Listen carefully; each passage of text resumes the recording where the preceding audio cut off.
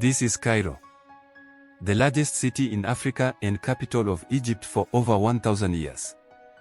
The city has stood as the center of power for Egyptian rulers from the pharaohs to modern presidents. But in 2015, President Abdel Fattah el-Sisi announced plans to build a brand new capital city in the desert, about 50 kilometers away from Cairo. This massive $60 billion project is intended to be completed by 2030. So why is one of the world's oldest capitals being replaced by an entirely new city in the desert? The Egyptian government claims it's to alleviate Cairo's overcrowding and congestion issues. But critics argue it's actually designed to consolidate power away from the masses. I'm going to look at the motivations and goals behind this hugely ambitious project and what it might mean for Egypt. Cairo is one of the most densely populated cities on Earth, with over 20 million residents crammed into the metro area. The city was originally built along the banks of the Nile River by the Fatimid dynasty in the 10th century. Successive rulers expanded the city along the Nile to remain close to water and agricultural land. This led to haphazard urban sprawl that was difficult to manage. In the 1950s, millions of rural Egyptians migrated to the capital looking for jobs and opportunities. But Cairo was unprepared for the surge in population. It lacked affordable housing and infrastructure to support the newcomers. This led to the emergence of informal settlements where migrants built makeshift homes and created their own neighborhoods, which came to be known as slums by the government. Today these areas are inhabited by 60% of Cairo's population.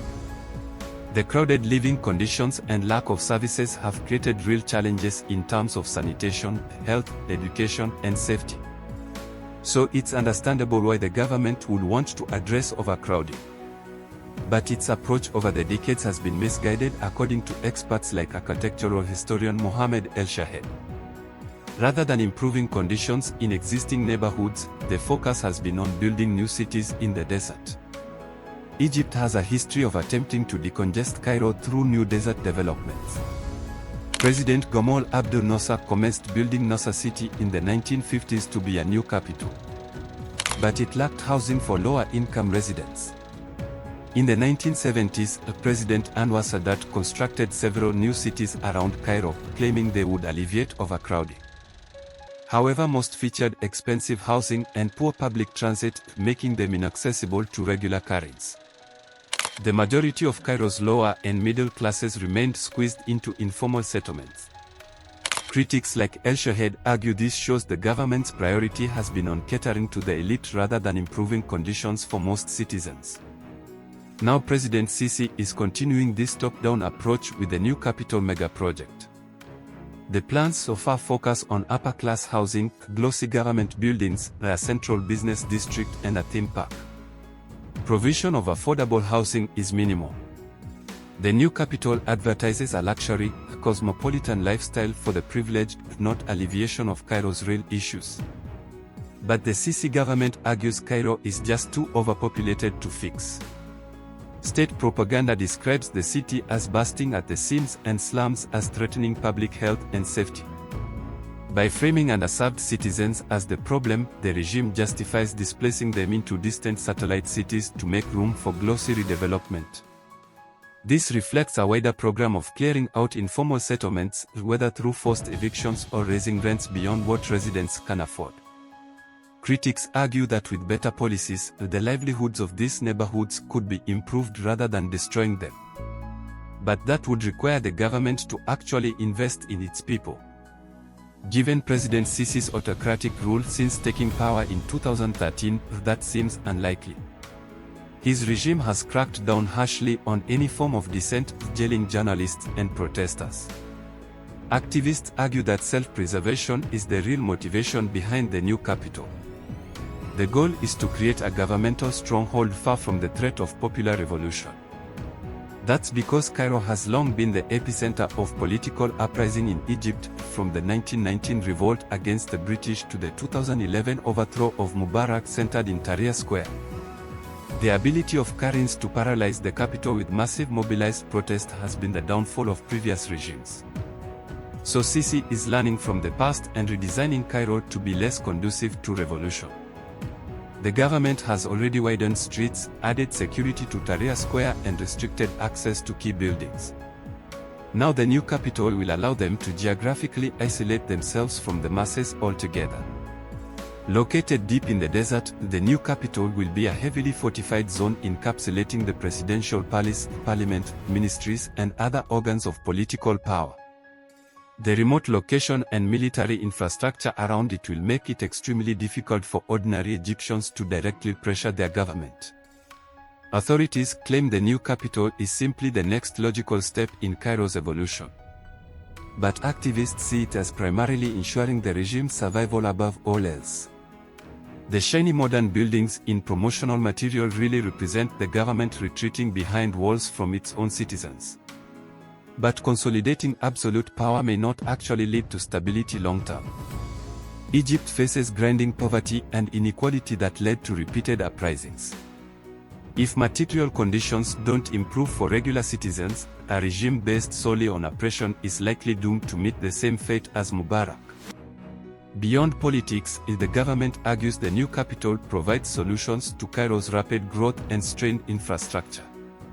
Egypt's population has doubled since the 1980s, with projections of 150 million people by 2050.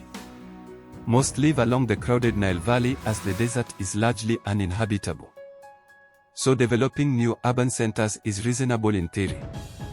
However, the new capital employs a top-down approach with little public participation in planning. Built entirely from scratch in the desert, critics fear it will become a lifeless artificial city with little sense of community ownership. Its inhuman scale also raises concerns. The central business district alone is projected to span over 700 skyscrapers, including Africa's tallest tower. The enormous city is designed for 6.5 million inhabitants, which exceeds the population of present-day Cairo. Such ambitious population targets seem detached from reality when Egypt is struggling to provide adequate housing, infrastructure, and services for current residents. And sustainable resource management could also become a challenge. The new capital's location near Cairo but not the Nile raises questions about water access. The city's planners have grand visions of building an artificial river and extensive green spaces. But realistically, water supply will need to be diverted from overstretched sources like the Nile. In a country facing critical water scarcity, the viability and ethics of such a thirsty, luxurious new urban complex must be scrutinized. So in assessing the plans, Egypt's new capital has the potential to solve some urban problems but seems designed first and foremost with the regime's political interests in mind. Within this context, the priorities and motivations behind the project should be examined critically. Now let's take a closer look at what's actually being built in this enormous new development. The new capital is located about 50 kilometers east of Cairo, in a previously undeveloped area of desert between the existing satellite cities. The total land area spans about 700 square kilometers, which is roughly equivalent to the entire city of Cairo. The $60 billion mega project is being funded largely by Chinese loans. The master plans envision a sustainable, eco-friendly city powered by renewable energy. But the specifics remain quite hazy for an official capital that's supposedly just 5 years from completion. What we do know is that it will begin with government infrastructure, since relocating administration functions is the top priority. At the core of the new capital is the government district spanning about 10 square kilometers. This includes the presidential palace and ministry buildings, all concentrated along a central boulevard. The Houses of Parliament, cabinet headquarters, and a building for the National Intelligence Agency are situated nearby. This entire administrative zone will be heavily guarded by the military with checkpoints controlling access. The area is designed like a fortified compound to prevent the masses from directly besieging their rulers. Beyond sheltering politicians, the core government district includes a space called the People's Piazza for public events. But its usefulness for anything resembling Tahrir Square-style protests seems unlikely given the location and security. Surrounding the government area are faces of residential neighborhoods mostly geared towards middle and upper-income residents. The plans detail 20 unique districts, each with distinct architectural style like French, Italian, and Moroccan influences. This caters to upscale Egyptians and expats. Affordable housing for lower-income citizens is almost an afterthought, with under 5% of units allocated for that purpose.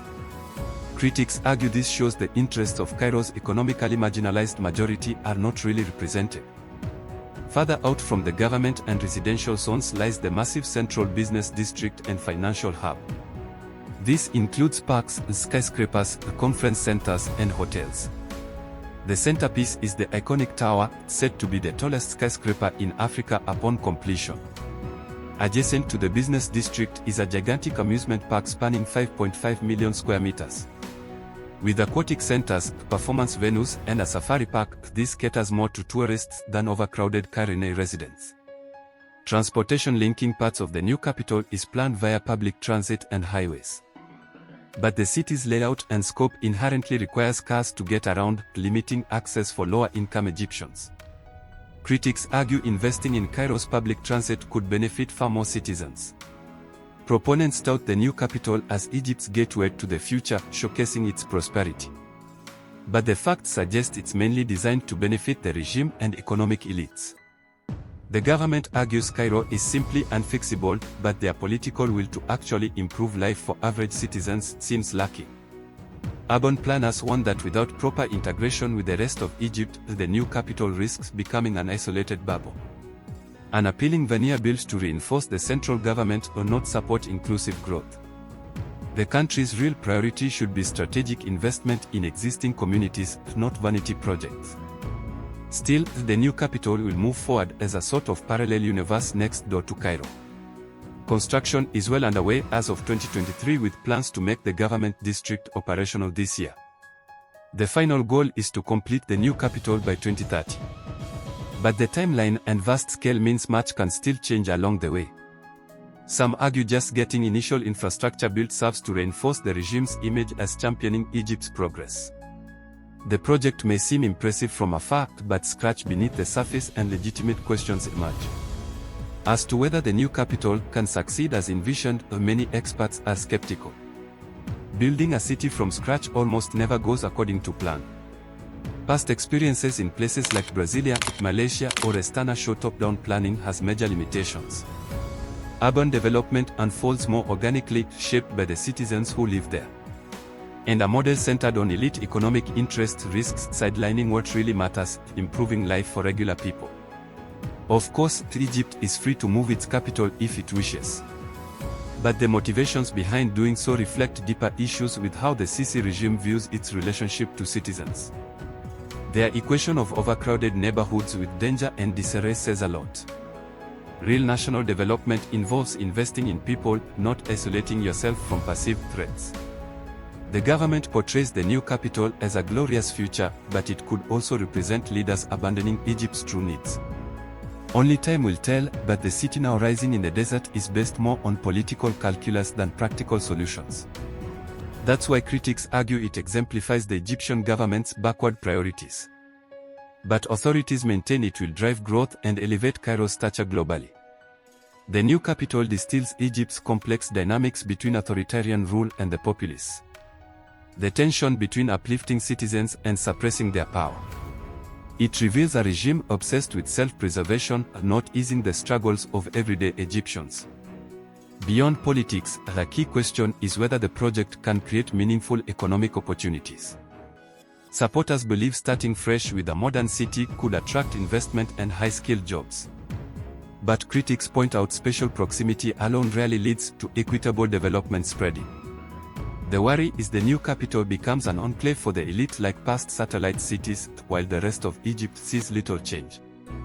For the billions invested, many argue targeted spending on healthcare, education, and infrastructure in existing cities would do far more good. But that of course wouldn't secure the central government or change the status quo.